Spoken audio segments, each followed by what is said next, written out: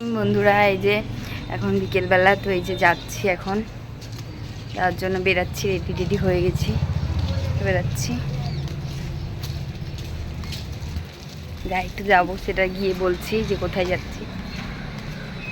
তো এই যে আমরা বেরিয়ে গেছি, রাস্তায় গিয়ে একটু দাঁড়িয়ে টোটোও পেয়ে গেছি। তো ওই যে ওটা জয়া মাসি, আর এই যে মা সামনের দিকে বসে আছে। তো এই যে যাচ্ছি, আর এই যে আমার দিদাবাড়ি গলি, আনিসকে তো দিদাবাড়িতে রেখে গেলাম, দিদার অপু গিয়ে নিয়ে এসেছিলো। তো আমি মা যাচ্ছি, তো বৃষ্টি হচ্ছিলো বলে ভাবছিলাম যাবো কি যাবো না, তো গেলাম। তো ভালোই ভিড় আছে। এই যে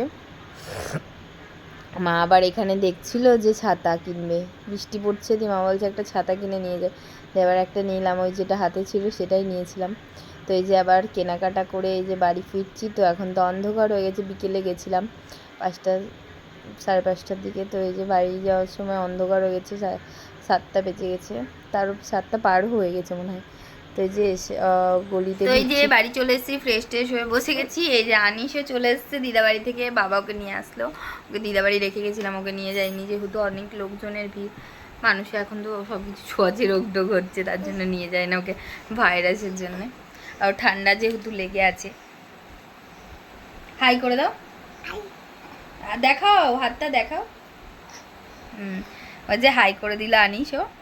তো এখন এই যে আর ভিডিওটা বড় করলাম না। তো আশা করছি সবাই ভালো থাকবে, সুস্থ থাকবে। কালকে আবার একটা নতুন ব্লগের সাথে দেখাবো। আর যে হাটে যেগুলো কিনেছি সেটা আমি একটা মিনি ব্লগের মাধ্যমে সবাইকে শেয়ার করব। তো গুড নাইট, বাই, সবাই সুস্থ থেকো, ভালো থেকো। আবার কালকে একটা নতুন ব্লগের সাথে দেখা হচ্ছে। Bye bye, good night.